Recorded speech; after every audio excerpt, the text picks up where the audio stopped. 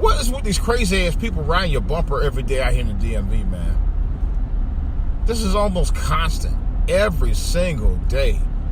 It's like they're never going to get to where they're going to go. But I'm just tired of these people riding my bumper 24 every time I'm on the road. Every fucking day. Just ride your bumper. Just constantly ride your bumper. And it's always like this. Boy, I'm just sure to think what they're going to do when they build Amazon out here. Let me talk more about what I'm talking about. This is DJ Wolf Live.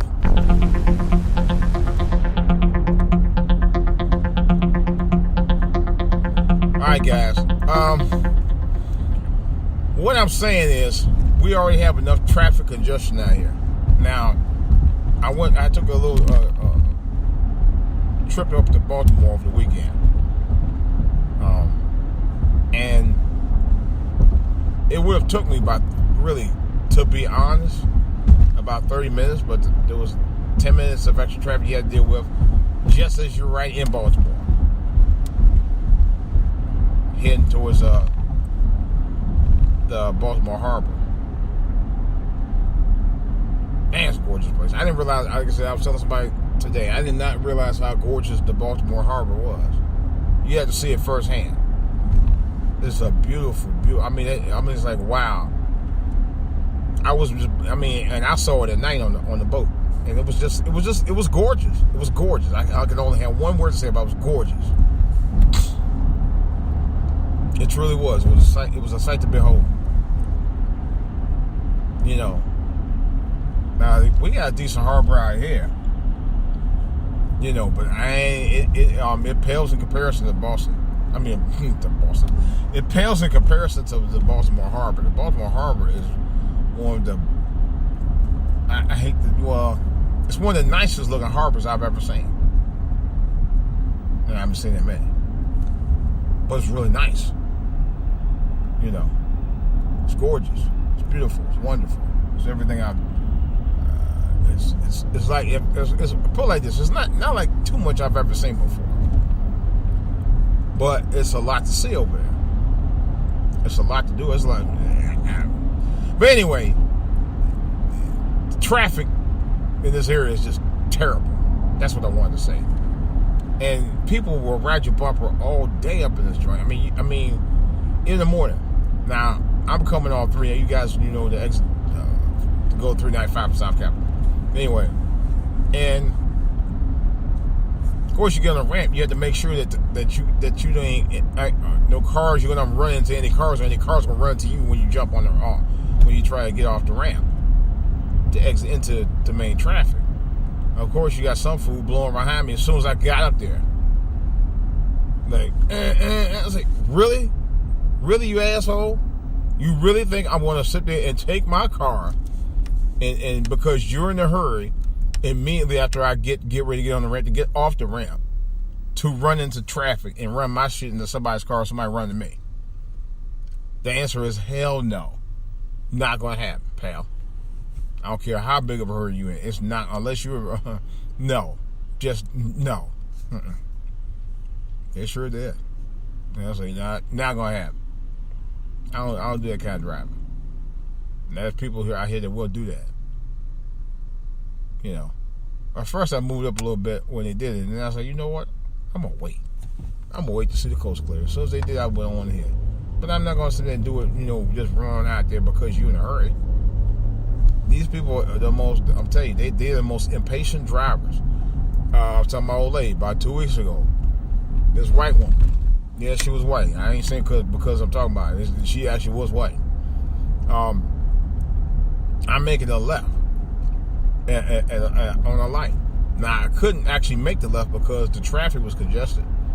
And then you had cars coming from across the other side trying to go over. So I had to wait for that to pass and give myself an opportunity to get into the left lane once they passed over to make the left turn. But this woman was, and it was only one lane. So she couldn't go anywhere unless I moved. But I couldn't move unless I could get through the traffic. And she was just blowing her horn. And she actually was blowing me because she know the only way she could get across there is through me. But I couldn't do anything until I made sure I could get make the left turn, while the cars from the other side of the street was coming across the opposite side of me. But no. Yeah, she sure did. So finally I was able to move up just enough for her to get around, but she was just impatient like a motherfucker. I said, you stupid bitch. You act... And that's the other thing. I'm going to talk about that too. And this will lead me to this other subject about, yes, right, white, female supremacy privilege.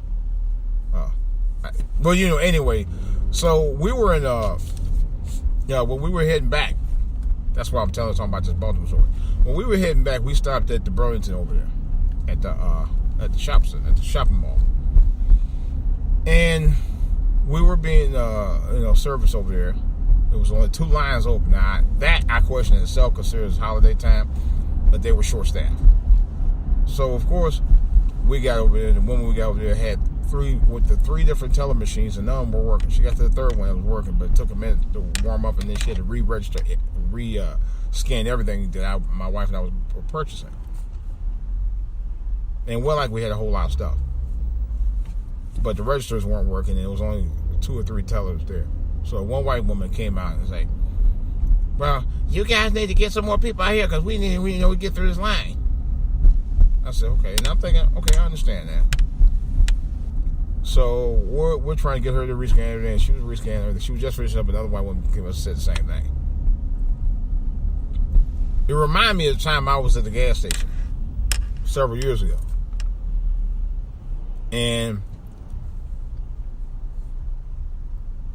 it was a company vehicle I was using at the time.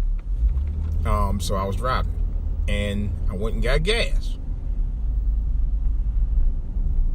As I went to go get the gas, this is a 100% true story. I can say it again. As I went to go get the gas, all right, which is what I did.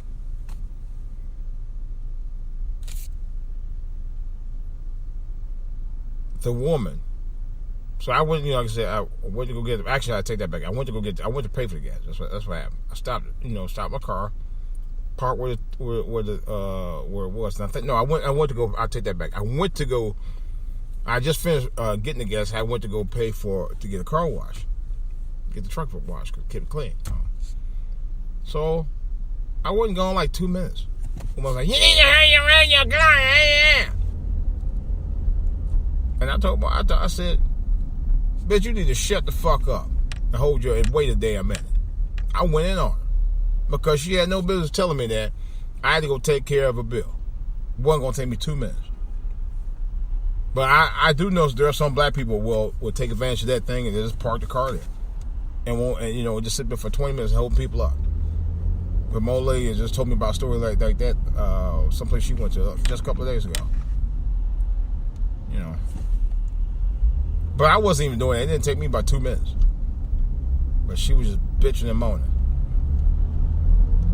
But like I said, there is plenty of there are women that do that, white women do that, and I know that for a fact. They are privilege bound. Now I heard somebody on YouTube just a little while ago was talking about, and it's true. They was talking about what they say, women, and it's true. I don't care what anybody say. Women are very self-centered, and they're very how can I put it? There is an arrogance about some of them, but self-centered, yes, I know that's true. I've said that. Matter of fact, I've said it many times on my podcast. But somebody else has said it on theirs. I said they must have been listening to me. They were saying they were very self-centered, and they're very much into themselves. They are. They're into their own thing. Now, I know those 2 things about women I know for a fact, and I don't want to hear anyone say, that's about all y'all. That's a known fact. That's a known fact. What are you doing? That's a known fact. They're into their own thing. Have been for a long time. Their agenda, and I've said this too. Their agenda, they put their agenda before everything else. I'm telling you what I know. They do it. Very much so. But that's just who they are. I don't always agree with it, but that's who they are. But this Me Too movement, I'm telling you, man, they go over on stuff leaps and bounds. And I think it's the Me Too movement that put the pressure on a lot of these NFL players too. Not saying it's necessarily a bad thing, but on some cases, it's probably for the betterment, for them to do that, because you got guys out here that do some dirty stuff on women. I ain't saying all, not all, you know, but you got some women that do some slanderous stuff on guys, and it always goes unpunished. A lot. What y'all doing out here? Really? What? Oh my God. Just talking about traffic. Alright guys, well, you know what? Let me get through this traffic before I have to hurt somebody's ass. This traffic while I'm trying to drive through the traffic. I don't know what this guy doing. What are you doing? Drive. Alright guys, this is DJ Wolf. Let me concentrate on that. I'll talk to you guys later. I'm out.